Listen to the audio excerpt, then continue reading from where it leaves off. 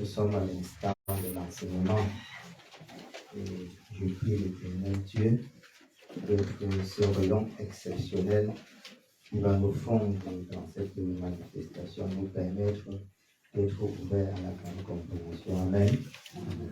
Et nous sommes dans le grand titre l'en-soi de l'homme ordinateur.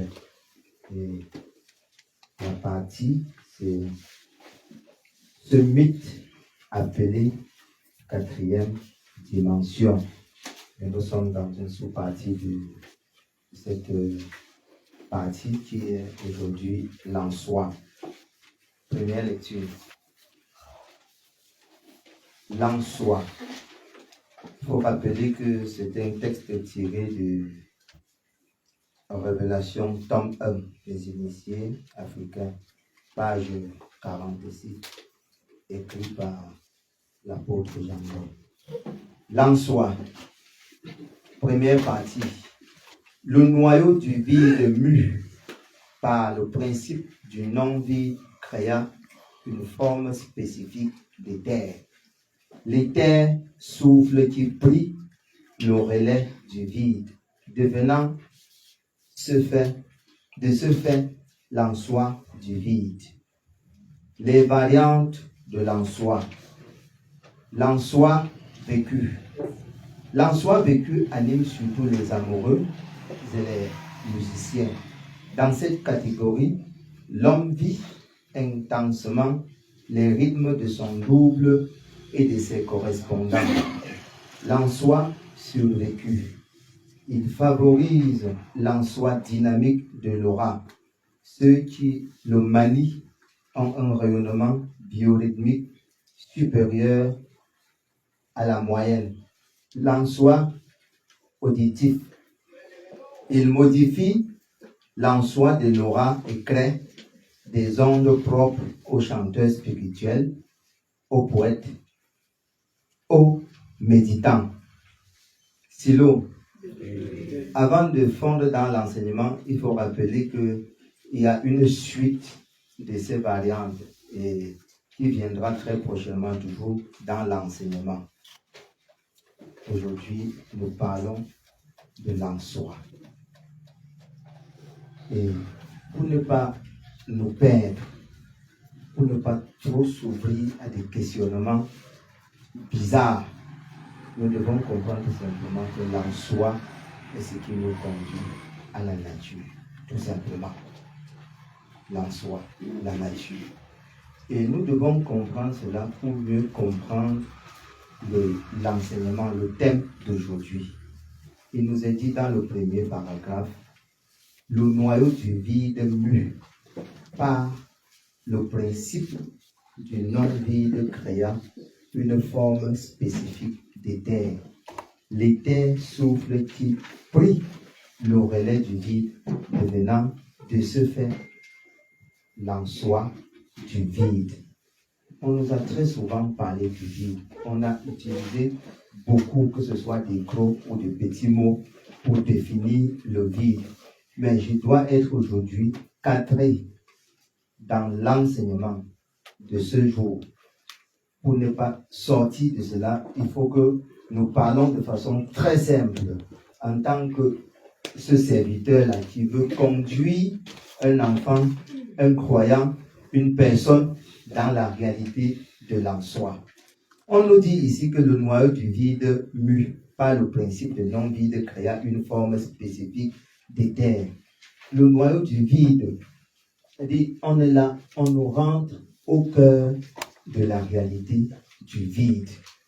Et nous comprenons, quand on parle de vide mu, on sent déjà qu'il y a une mouvance, il y a une expression, même comme on dit vide, il y a quelque chose qui se passe dans le vide. C'est l'on vous dit que le vide là, lui, il n'est pas vide. Et ce vide a un noyau. Et dans les profondeurs du noyau de vide, il y a un thème qui nous rappelle ici au silo qu'il y a Dieu. Il y a Dieu dans les profondeurs du noyau du vide. Et on nous dit, ce vide, dans sa mouvance, par le principe de non-vide créa une forme spécifique d'éther. Puisque le vide ne s'accepte pas lui-même d'être vide, il est mouvant et par cette manifestation, il s'est ouvert à un principe. Et c'est par le principe donc qu'il retrouve la manifestation du non-vide et crée en lui-même une forme spécifique d'éther, une forme particulière de l'énergie qui repose. Et si le vide était comme un homme, prenons un exemple, je devrais dire qu'il permet donc, c'est-à-dire c'est une forme, l'éther à ce moment doit être une forme d'énergie qui permet à cet homme, par le souffle, par la mouvance qui se dégage de ce vide, de sortir des incertitudes. Et le texte continue en nous disant, l'éther souffle. Donc il y a eu cette forme spécifique de l'éther. L'éther, comprenons de façon très simple, c'est une énergie. C'est une énergie qui manifeste le tonus, même si c'est dans la diversité, et ne peut puiser de cet éther à ce moment que celui qui a une capacité particulière. Et on nous dit, l'expression éther souffle, prit le relais du vide. Dans la mouvance du vide, l'éther, la naissance de cette énergie éther qui doit s'exprimer par le souffle, prend donc un relais, le relais du vide, c'est-à-dire il devance le vide pour se manifester et devenant en ce fait le réel de la nature du vide. Parce que lui, il doit produire quelque chose. Comprenons donc tout simplement, le vide est donc cet instant, cette manifestation de la conscience non dévoilée de l'Esprit de Dieu. Le vide, pour revenir à l'état de l'être homme, nous sommes encore vides quand nous ne sommes pas encore ouverts à l'expression de notre conscience. Lorsque nous ne sommes pas encore mis à exprimer le réel de notre être, nous sommes encore vides, de façon neutre et naturelle, de façon simple, comprenons-le ainsi. Et on entre dans une autre phase, on dit les variantes de l'en-soi. Les variantes de l'en-soi sont des différentes expressions de la nature. Ici, aujourd'hui, nous allons étudier 3 variantes, alors qu'au total, il y en a 7, mais nous n'allons étudier que 3 variantes. Les différentes expressions de la nature. Je voudrais faire un rappel, que ce soit à la radio, que ce soit ici même au silo, à chaque fois que l'on veut faire notre émission à la radio, on a toujours dit, si vous voulez vous connaître. Et ici au silo, c'est la même chose. Et l'enseignement du silo est basé sur le réveil. Et lorsque tu arrives au silo, la première des choses que l'on doit te dire, c'est cherche à te connaître. On ne peut rien donc faire si on ne se connaît pas. Se connaître, c'est commencer à sortir du vide. C'est retrouver cet état de l'éther souffle et devenir une expression du relais est devenir un relais du vide. Et on nous rappelle donc que ce vide-là, dans son en-soi véritable, dans sa nature, a beaucoup de variantes. Aujourd'hui, la première variante que nous allons étudier, c'est l'en-soi vécu. L'en-soi vécu anime surtout les amoureux et les musiciens.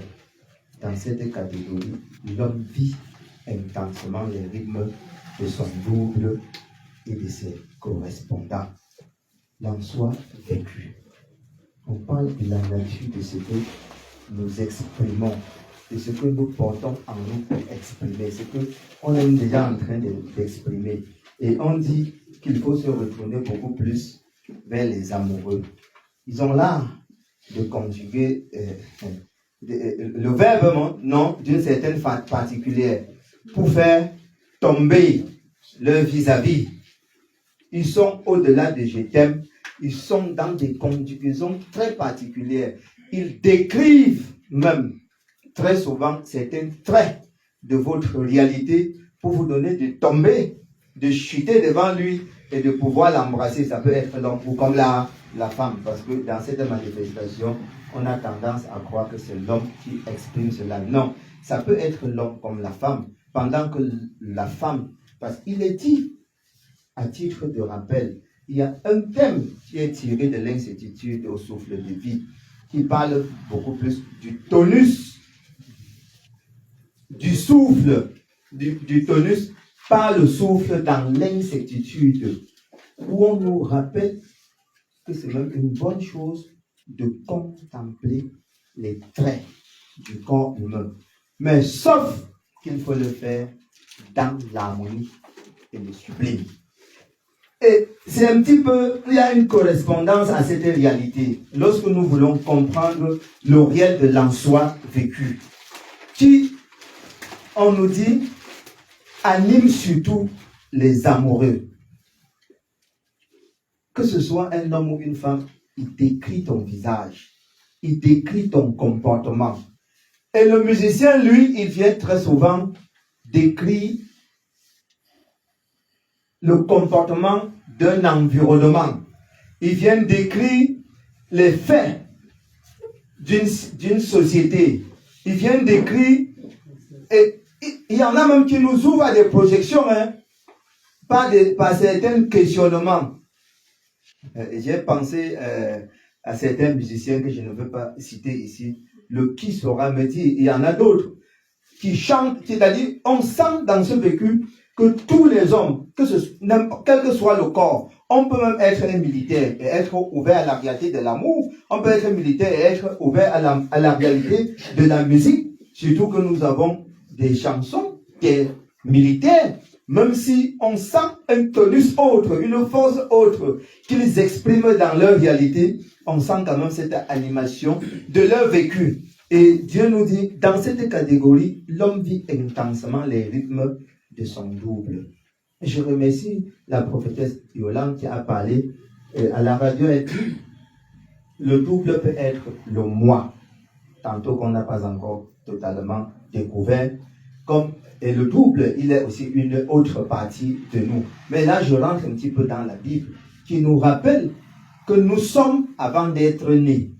Et si nous sommes avant d'être nés, ça veut donc dire que nous fusionnons toujours en deux. Il y a toujours donc cette partie de notre être quelque part qu'il faut chercher à retrouver et s'y connecter pour s'exprimer, pour vivre la réalité de la nature vécue. Et on dit ici, l'homme vit intensement les rythmes de son double et de ses correspondants.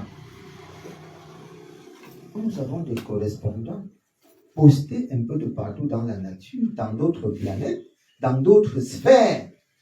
On a tendance à demander très souvent aux gens, si tu vois un peu quoi. Et le guide nous a enseigné, et nous avons compris parce que c'est vrai, que pour voir, on n'a pas trop besoin de se déplacer. Et au-delà même de voir, nous avons des thèmes. Nous avons tout à l'heure étudié le thème de notre sœur, la prophétesse Yolande. Si vous lui demandez, tu as trouvé le paranormal où pour lui poser ces questions, elle n'est allée vers aucun paranormal, mais c'est dans la réalité de l'expression de ses correspondants qu'elle peut lire. Et à ce moment, on peut se retrouver dans cette manifestation de par les capacités qu'on porte à soi, soit au pôle nord, soit au pôle sud, soit au pôle à l'est ou à l'ouest. On peut se retrouver dans le passé comme dans le présent ou dans le futur. Et vous allez ressentir cela dans l'accent que donnent nos frères et sœurs qui écrivent. L'apôtre Frédéric ne nous dira pas le contraire. Parce que chaque fois, quand je rentre relire l'incréé, quand je rentre relire les 14 facettes de l'apôtre Jean d'Or, je vous assure, chaque fois que je rentre lire, il y a toujours une découverte. Allez, et quand on va nous demander où est-ce qu'on était, est-ce qu'on était avec lui? Moi, j'ai eu écrit dans l'enfant Yokam, où j'ai décrit certaines choses de lui dans les profondeurs du Mississippi.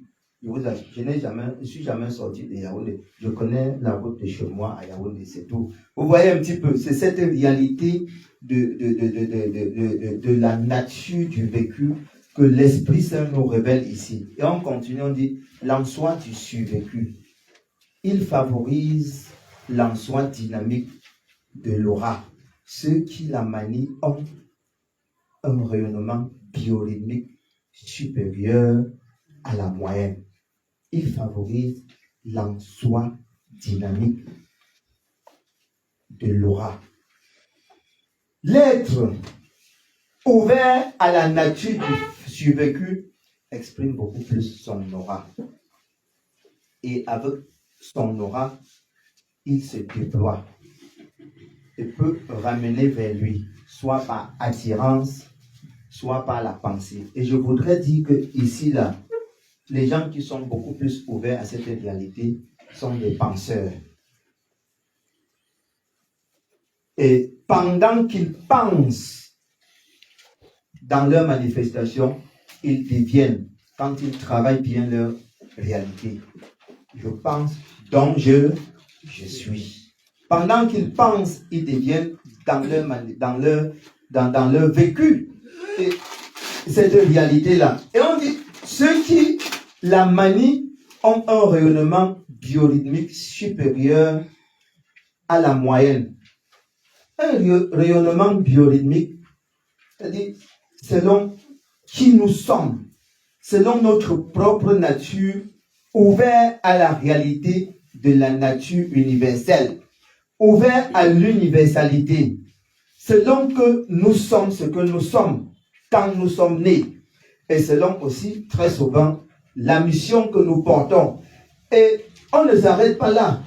Ça, quand on parle de biorhythmique, ça doit aller selon aussi le conditionnement de notre être qui peut faire que nous soyons peut-être femmes ou hommes, jeunes ou vieux, parce que ça va compter. Et ça va beaucoup compter. Et il y a un secret ici, ou bien une particularité. La particularité ici, c'est la capacité à puiser dans l'état d'esprit pour pouvoir s'exprimer. Et quand on rentre dans l'état d'esprit, on voit qu'il y aura des rayonnements, ou bien encore des sphères. Et il y en a qui pourront s'arrêter à un certain niveau, alors que d'autres iront plus loin. Et on continue, on parle, et on nous rappelle que ceux qui la manient ont un rayonnement biorhythmique supérieur à la moyenne. C'est-à-dire, ce sont des personnes qui ont l'art de se surpasser. Dans ce heurter, qui ont l'art de se surpasser, c'est tout simplement oser dans la manifestation de l'action. Oser en exprimant bien sûr le bon sens. L'en-soi auditif, il modifie l'en-soi de l'aura et crée des ondes propres aux chanteurs spirituels, aux poètes, aux méditants. L'en-soi auditif. Là, ça nous ouvre beaucoup plus à l'écoute. Cette nature de ces gens qui sont là pour écouter, et pour retransmettre, pour écouter, pour décrire, et qui vont dans d'autres sphères. Et malheureusement, on a très souvent constaté que ceux qui sont de cette catégorie peuvent très souvent dire des choses que c'est les autres qui viendront leur rappeler. Oui, tu entres dans un état où tu exprimes certaines manifestations, où c'est celui qui est à côté de toi qui vient te rappeler ce que tu as dit. Mais avec la manifestation de l'esprit, surtout dans le cadre silo aujourd'hui, beaucoup peuvent sortir de cet état et devenir des vrais gens qui, puisant de ces ondes, manifestent la vraie spiritualité. Et on nous rappelle ici là que il modifie l'en-soi de l'aura et crée. C'est le travail, hein? L'en-soi auditif modifie l'en-soi de l'aura. On est donc dans un rayonnement selon qui nous sommes, et selon la capacité que nous avons par rapport à notre conscience à s'ouvrir à cet état d'être ou bien à la nature.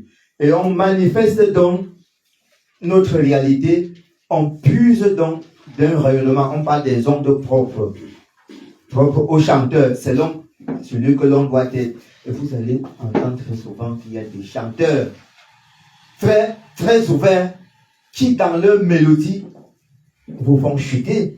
Pas parce qu'ils ont dit des choses trop grandes, mais des petits mots très simples que vous connaissez tous les jours, mais modulés d'une façon très particulière par une mélodie exceptionnelle qu'ils vous font retrouver le sens de l'émotion dans le plus de votre être. Et à ce moment, lorsque le sens de notre émotion est modulé et plus ouvert, on fond automatiquement dans un état spirituel. Et ces mêmes gens peuvent exprimer de la poésie. Ils nous ouvrent, ils peuvent être très ouverts à des méditations. Là, on n'a qu'à voir des moines, on n'a qu'à voir beaucoup d'autres. Vraiment, je ne me suis jamais concentré pour une heure du temps, mais des gens qui prennent des positions, peut-être debout ou assis d'une certaine façon, pendant toute une journée à méditer. Et ils ressortent de cet instant-là, toujours avec quelque chose de précieux. Et nous trouverons que ce qu'ils reviennent avec n'est jamais trop fort dans la réalité. C'est-à-dire, c'est des mots très doux, très simples, très doux, très simples à comprendre, mais qui touchent l'émotion de l'homme et lui donnent très souvent d'être changé. Voilà donc une partie de la réalité de l'en soi. Et la suite vous viendra. Silo.